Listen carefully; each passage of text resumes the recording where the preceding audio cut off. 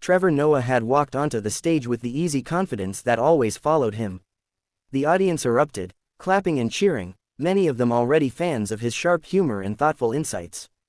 Kelly Clarkson, smiling brightly, greeted him with her usual warmth, her tone upbeat, her manner inviting. On the surface, it was supposed to be like any other talk show interview, light jokes, a little music, and a casual conversation. But beneath the polished set, the staged laughter, and the glossy lights, there was an undercurrent of tension neither of them had planned for, though it would soon take over the entire show. Kelly opened the conversation by praising Trevor's new projects, asking about his comedy tours, and laughing at his anecdotes about traveling. The studio audience chuckled along, everything feeling safe, smooth, and predictable. Yet when the subject shifted toward the political edge of his comedy, the atmosphere shifted almost instantly. Kelly leaned forward, holding a card from her hand of notes, and asked in a tone that sounded playful but was edged with a challenge, "Trevor, do you ever worry that you poke the bear too much? Like, maybe you enjoy stirring people up more than just making them laugh?" The question earned a ripple of laughter from the crowd, but Trevor didn't smile. Instead, he tilted his head slightly, regarding her with a look that was calm but unreadable.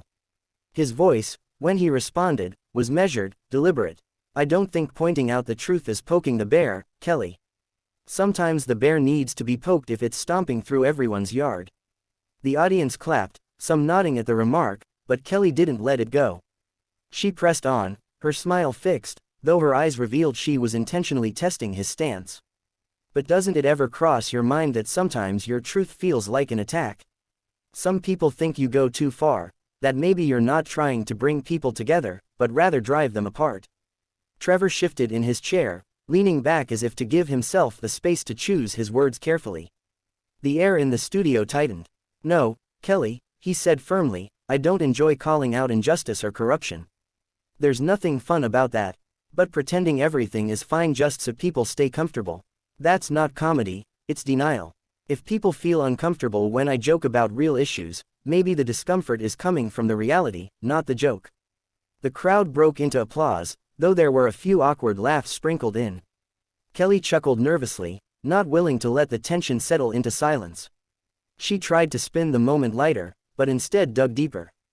"You're clearly passionate, Trevor, but don't you worry that you sound more like an activist with a microphone than a comedian?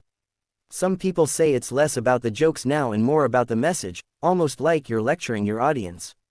Trevor froze for a moment, then let out a low, incredulous laugh, not of humor, but disbelief. "An activist with a microphone," he repeated, his tone sharp. "So when comedians talk about dating, traffic, or ordering food, that's observational comedy. But when I talk about race, inequality, or power, suddenly it's a lecture.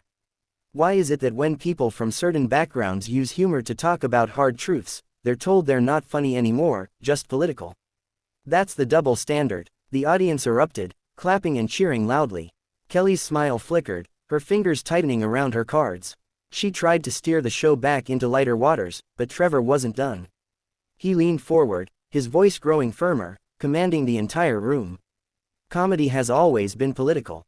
From Richard Pryor to George Carlin to Joan Rivers, the greatest voices used laughter to tell truths that people didn't want to hear. But when I do it, suddenly I'm accused of dividing people. Maybe it's not my comedy that divides, it's the reality people don't want to face." The crowd's applause thundered, echoing through the studio. Kelly shifted uncomfortably, her on-camera smile plastered on, but her composure slipping. She tried to soften the exchange with a light laugh, saying, "Well, you've got some strong feelings, clearly," but Trevor didn't smile back. He sat back, silent for a beat, his eyes fixed on her as the tension hung heavy. When he finally spoke again, his voice was quieter, but sharper. "You invited me here, Kelly, but it feels like you don't actually want to hear me. You want me to smile, crack a few safe jokes, and keep things light. But when I tell the truth about why I do what I do, suddenly it's too much. My comedy isn't dangerous. The truth is, and that's what people don't want to face." The silence that followed was chilling. The cameras were still rolling, the audience frozen between awe and discomfort, and Trevor Noah, with that final statement, leaned back in his chair as the weight of his words filled the room. The silence after Trevor's last words was thick enough to feel. Kelly shifted in her chair, her cue cards trembling slightly in her hand as she tried to maintain the effortless calm that daytime television demanded. But the atmosphere had changed. The energy was no longer lighthearted or funny, it was tense, charged, and raw. The audience, unsure whether to laugh, clap, or stay quiet, looked back and forth between the two, as if they were witnessing something not meant for broadcast. Kelly finally broke the silence with a small, almost forced laugh. "Well," she said, her voice wavering just enough for the cameras to catch, "you certainly know how to keep it real, Trevor." Trevor didn't laugh. He leaned forward, his elbows resting on his knees, and spoke again, his voice calm but carrying a weight that cut through the forced levity. "Kelly, I'm not here to perform comfort. I'm here to speak honestly. If people only want comedians to distract them, that's fine, but that's not who I am. I don't think the world needs more distraction. It needs clarity." The audience clapped again, some standing in support, while others stayed seated, their eyes darting nervously. Kelly tried to reassert control, straightening in her chair. "I hear you, but you've got to understand, this is a show where people come to laugh, to relax. They want to see Trevor Noah the entertainer, not necessarily Trevor Noah the crusader." Trevor's eyes flickered, and he let out a slow exhale. "You know, that's interesting," he replied. "Because it sounds like you're saying that being an entertainer and speaking truth are opposites. They're not. Some of the most powerful comedy in history came from people refusing to stay quiet. Lenny Bruce didn't get jailed for making people laugh about sandwiches. He got jailed because he made people laugh about things society didn't want to face. That's what real comedy does, it makes you laugh and squirm at the same time." The words landed with a heavy finality, and again the audience roared with applause. Kelly pressed her smile tighter, but the cracks were visible. She was used to having guests open up, banter, sing a few lines, maybe even surprise the audience with a duet. What she wasn't prepared for was a confrontation that stripped the show of its polish and revealed something raw underneath. She tried one last attempt to smooth things over. "Look, Trevor, I respect what you're saying. I do, but don't you think there's a time and a place? Maybe here, people just want joy."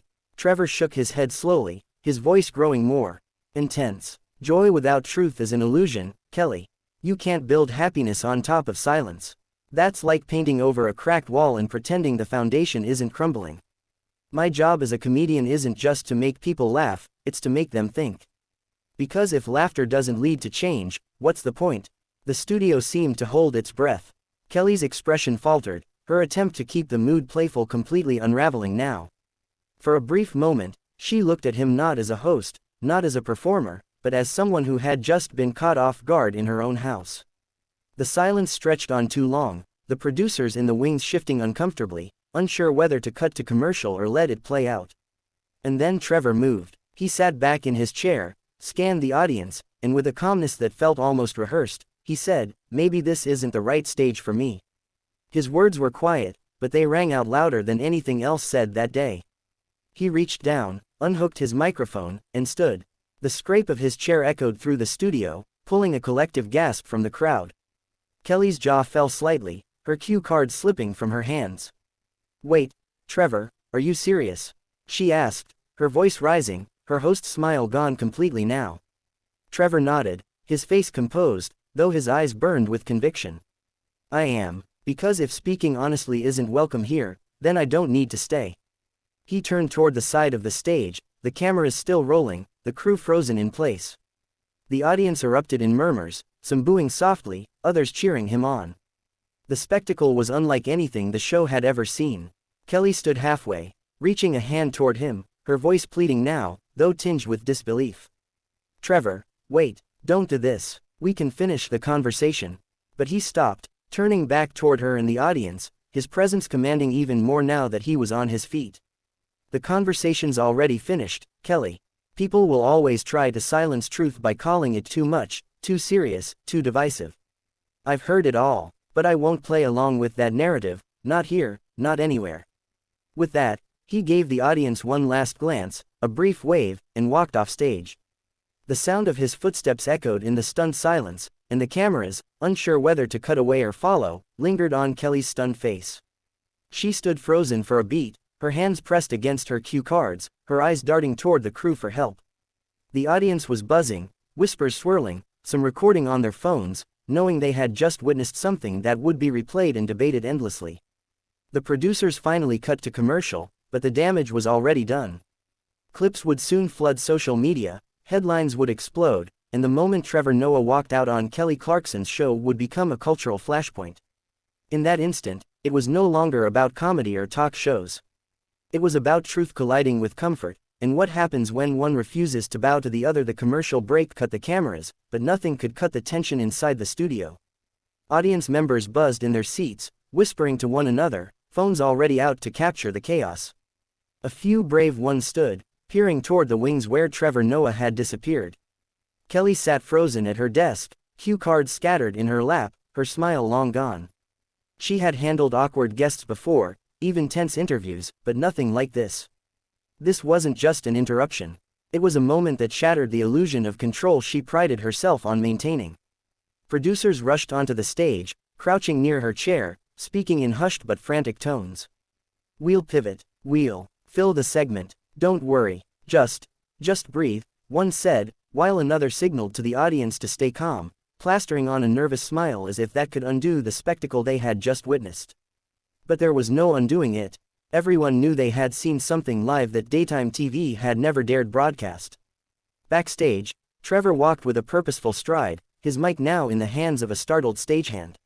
He didn't speak to anyone, didn't acknowledge the producers who scrambled to intercept him.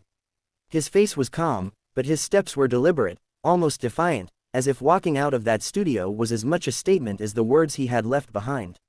Every crew member he passed looked torn between awe and fear. No one wanted to get in his way. Kelly eventually composed herself enough to address the audience before the cameras came back on. She stood, smoothing down her dress, her voice shaky but determined. "Well," she said with a half-hearted laugh, "that was unexpected. I guess Trevor had other places to be." A few audience members chuckled politely, but most remained silent, their faces still lit with disbelief. Kelly's attempt to lighten the mood only made the moment feel heavier. Deep down, she knew this wasn't something she could joke away. When the cameras rolled again, she segued clumsily into a musical performance, her voice bright but hollow, her usual sparkle dulled by the weight of what had just unfolded. The producers had chosen the safest possible path: pretend nothing had happened, push through the show, and hope viewers at home didn't fully grasp the gravity of what they'd witnessed. But it was too late. Clips had already hit Twitter, Instagram, TikTok, unedited, raw, and impossible to control. Within hours, the hashtags trended worldwide: #TrevorWalksOff, #KellyVstrevor, #TruthBombOnDaytime. The internet was split. Some praised Trevor, calling him brave for refusing to dilute his message for comfort. "He's not a clown," one viral tweet read. "He's a truth teller. And if daytime TV can't handle that, that says more about the show than him." Others defended Kelly, accusing Trevor of being disrespectful, arrogant, even unprofessional. "It's her show," another wrote. "If you don't want to play along, don't come." Walking off was a stunt, plain and simple. News outlets seized on the story like sharks to blood. By evening, major networks were replaying the clip, dissecting it frame by frame. Political commentators weighed in, late-night comedians joked about it, and entertainment bloggers speculated on whether Trevor would be blacklisted from certain platforms. What was supposed to be a routine guest appearance had erupted into a cultural moment, one too explosive to ignore. Back in her dressing room, Kelly sat quietly with her manager, the usual post-show chatter absent. "Do you think I pushed too hard?" she asked, her voice softer than she ever let it be on air. Her manager sighed, choosing her words carefully. "You pushed, yeah, but it wasn't the question, it was how he answered. He came here ready to draw a line. And you just happened to be the one sitting across from him when he did." Kelly nodded, rubbing her temples. She wasn't used to being painted as the antagonist. She was America's sweetheart, the bubbly singer-turned-host who brought comfort into people's homes. But now, half the internet was painting her as someone who tried to silence a voice that refused to be silenced. That stung. Meanwhile, Trevor sat in a car outside the studio, his phone lighting up with messages.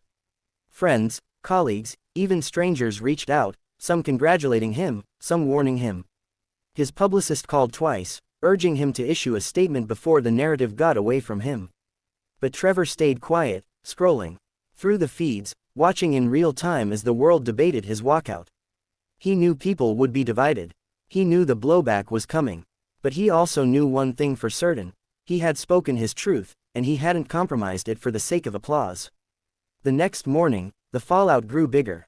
Morning shows ran the clip, calling it the confrontation nobody saw coming. Think pieces sprouted overnight, dissecting the meaning of comedy, truth, and the role of entertainers in society. Some declared Trevor a hero of free expression. Others accused him of grandstanding. Kelly herself opened her next show with a carefully worded statement, saying she respected Trevor, valued his perspective, and wished him well, but even her words sounded rehearsed, crafted by a PR team desperate to put out the fire. For Trevor, though, the moment had already transcended television. In comedy clubs, in classrooms, in dinner table conversations, people were suddenly asking bigger questions. Was comedy supposed to comfort or challenge? Was truth too heavy for entertainment, or was it entertainment's duty to carry it?